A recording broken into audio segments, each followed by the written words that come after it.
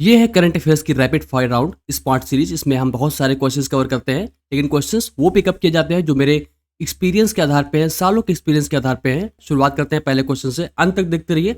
सरकार ने port Blair का नाम को क्या रख दिया है? तो ये कर दिया गया है श्री विजयपुरम, यानी कि अंडमान और निकोबार आइलैंड्स की जो नई राजधानी होगी वो पोर्ट ब्लेयर न कहला के अब श्री विजयपुरम कहलाएगी। अंडमान निकोबार आइलैंड से याद रखें कि 10 डिग्री चैनल सेपरेट करता है अंडमान आइलैंड्स को और निकोबार आइलैंड्स को। भारत का एकमात्र सक्रिय ज्वालामुखी जो अंडमान निकोबार आइलैंड्स के पास में है, अंडमान से ही पाया जाता है, और उसका जो नाम है वो है बारन आइलैंड्स। कौन सा देश मतदान द्वारा न्यायाधीशों का चुनाव करने वाला पहला देश बन गया है? तो ये देश बना है मैक्सिको। पहली बार ऐसा हो रहा है कि जो जजेस का सिलेक्शन है उसमें वोट डाले जाएंगे, और मैक्सिको देश में ऐसा हो रहा है। मैक्सिको से याद रखें कि वहाँ की जो पहली महिला राष्ट्रपति भी हाल ही में बनी थी, उनका नाम था क्लाउडिया शिनबॉम। और एक बहुत दूसरी इंपॉर्टेंट अपॉइंटमेंट है जिसमें मैक्सिको के पास वाले देश यानी वेनेजुएला में जो प्रेसिडेंट बने हैं उनका नाम है निकोलस मादुरो, और जो पहली फीमेल प्रेसिडेंट इंडिया की बात करें तो प्रतिभा पाटिल थी।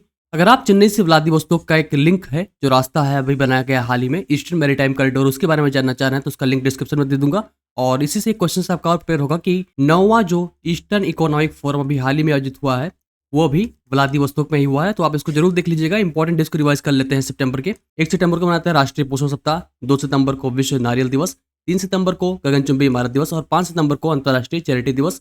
शिक्षक दिवस जो भारत में मनाया जाता है 7 सितंबर को, ब्राजीलियन स्वतंत्रता दिवस 8 सितंबर को, अंतर्राष्ट्रीय साक्षरता दिवस और विश्व भौतिक चिकित्सा दिवस। 10 सितंबर को मनाते हैं विश्व आत्महत्या रोकथाम दिवस और दादा दादी दिवस। आप मेरे साथ रिवाइज करते रहिए। 11 सितंबर को मनाते हैं 9/11 डे और राष्ट्रीय वन शहीद दिवस, विश्व प्राथमिक चिकित्सा दिवस और दिग्विजय दिवस। स्वामी विवेकानंद ने एक आइकॉनिक स्पीच दिया था शिकागो में, उसको याद रखेंगे। और 13 सितंबर को मनाते हैं अंतर्राष्ट्रीय चॉकलेट दिवस। 14 सितंबर को मनाते हैं हिंदी दिवस। 9 यार्ड साड़ीज के लिए सिंगापुर साहित्य पुरस्कार किसने जीता है? बहुत ही ज्यादा इंपॉर्टेंट क्वेश्चन है। तो ये जीता है प्रशांति राम ने, और ये एक महिला है। इन्होंने एक 32 साल की उम्र में एक अच्छा सा नॉवेल लिखा था जिसके लिए उनको ये शॉर्ट फिक्शन इंग्लिश सीरीज में उनको ये अवार्ड दिया गया है। अंतर्राष्ट्रीय सहकारी संगठन ICA और वैश्विक सहकारी सम्मेलन 2024 कहाँ पे होगा? तो ये भी आयोजित किया गया है दिल्ली में। कोऑपरेटिव ऑर्गेनाइजेशन है और मिनिस्ट्री ऑफ कोऑपरेटिव्स के जो चीफ है वो है अमित शाह। कौन सा राज्य जनजातीय विश्वविद्यालय स्थापित करेगा, यानी कि ट्राइबल इंस्टीट्यूट स्थापित करेगा? तो ये राज्य बना है महाराष्ट्र। महाराष्ट्र के नासिक जिले में होगा। 80% सीट ट्राइबल पॉपुलेशन के लिए रिजल्ट रहेगी, बाकी 20% बाकियों के लिए रहेंगी। और ट्राइबल इंस्टीट्यूट से बात करेंगे तो central tribal institute Andhra Pradesh में भी स्थापित हो रहा है। किस राज्य ने सिंचाई टैंक कायाकल्प के लिए 500 करोड़ रुपए की स्वीकृति की है? तो ये राज्य बना है तमिलनाडु। तमिलनाडु में याद रखेंगे जलतारा इनिशिएटिव जो आर्ट ऑफ लिविंग के फाउंडर हैं श्री श्री रविशंकर, उसमें होता क्या है कि खेतों के आसपास 6 फुट के गड्ढे खोद देते हैं, उसमें जो पानी बरसता है तो संचय हो जाता है। उसके बाद पानी वो रिसाव करके जमीन में जाता है और इससे वाटर टेबल संरक्षित रहता है। Nuclear power corporation of India ने किस न्यूक्लियर पावर कॉर्पोरेशन की साझेदारी की है? तो ये बना है ENEC, यानी कि इमारट्स न्यूक्लियर एनर्जी कॉर्पोरेशन और nuclear power corporation of India limited, यानी कि NPCIL।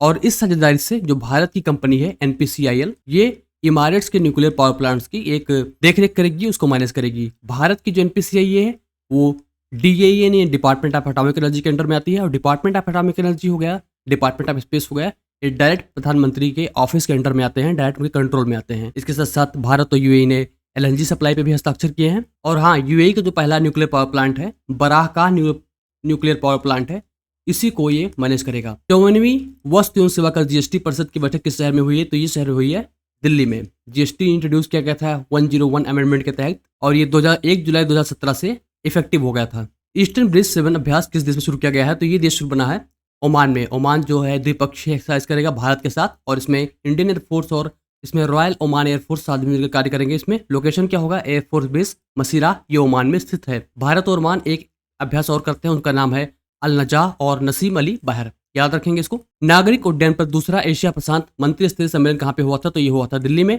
कौन सा देश इंटरनेशनल सोलर अलायंस का 101वां मेंबर बन चुका है, यानी कि 101 मेंबर बना है? तो ये बना है नेपाल देश, इसको याद रखेंगे। ISA इंटरनेशनल सोलर अलायंस इसका नाम है। ये ज्वाइंट इनिशिएटिव था इंडिया फ्रांस का, और इसकी स्थापना की थी पेरिस फ्रांस में, याद रखेंगे। फाउंडिंग की बात होगी तो पेरिस फ्रांस में होगा। मुख्यालय कहाँ है? गुरुग्राम हरियाणा में है। और ये जब CUP21 हुआ था 2015 में पेरिस में, उसी के साइडलाइन में इंडिया और फ्रांस ने इसकी शुरुआत की थी। इसमें उन देशों को शामिल करने की एक पहल है जो ट्रॉपिक ऑफ कैंसर और ट्रॉपिक ऑफ कैप्रिकॉर्न, यानी कि इन दोनों के बीच पाए जाते हैं, और यहाँ पे सालों साल मैक्सिमम सनलाइट पड़ती है। टाटा सिस्टम ने भारत में C-130J विस्तार के लिए किस कंपनी के साथ साझेदारी की है? तो ये बना है लॉकहीड मार्टिन। C-130J एक ट्रांसपोर्ट एयरक्राफ्ट है, बहुत बड़ा एयरक्राफ्ट है, और चंद्रयान 3 मिशन के दक्षिणी ध्रुव में कितने भूकंपीय संकेतों का पता लगाने वाला पहला चंद्र मिशन बन चुका है। तो चंद्रयान 3 ने अभी तक 250 से ज़्यादा भूकंप वहाँ पे पता लगाया है या फिर सिग्नल प्राप्त किए हैं। सेमिकन इंडिया 2024 का उद्घाटन कहाँ पे हुआ था? तो ये हुआ था ग्रेटर नोएडा में। यहाँ पे सेमीकंडक्टर को बढ़ावा देने के लिए पहल की शुरू की गई है। इसरो ने हाल ही में अपोफिस नाम का क्षुद्रग्रह की चेतावनी जारी की है। इसे इसरो के किस केंद्र द्वारा ट्रैक किया गया है? याद रखेंगे इसको। तो ये है नेत्रा केंद्र। नेत्रा का फुल फॉर्म है network for space object tracking and analysis. इसका उद्देश्य था कि जो भारत में जितने सैटेलाइट बाहर कार्य कर रहे हैं उनके लिए अर्ली वार्निंग सिस्टम डेवलप करना है, ताकि वो स्पेस डेब्री और सैटेलाइट प्रोटेक्शन के लिए कार्य कर पाएँ। छात्रों के लिए तीसरा आशा छात्रवृत्ति कार्यक्रम किसने शुरू किया है? तो ये किया है एसबीआई फाउंडेशन ने। इसमें ये तीसरा एडिशन होगा। इसमें 10,000 से ज़्यादा बच्चों को स्कॉलरशिप प्रोवाइड की जाएगी। अगर आपने प्रीवियस सेशन नहीं देखा तो बहुत ही इंपॉर्टेंट है। 5 मिनट के अंदर बहुत सारे क्वेश्चंस मैंने उसमें डाल रखे हैं, देख लीजिएगा। मैं लिंक डाल दूंगा डिस्क्रिप्शन में। तो ये करंट अफेयर्स, कोई डाउट है फीडबैक जरूर शेयर करें। प्लीज़ वीडियो को लाइक कर लें, दोस्तों में शेयर कर लें, चैनल को सब्सक्राइब नहीं बोलें। ये ऐसा आपसे कह रहा है ये। और बस आज के लिए इतना ही। Thank you so much for joining. Have a great day.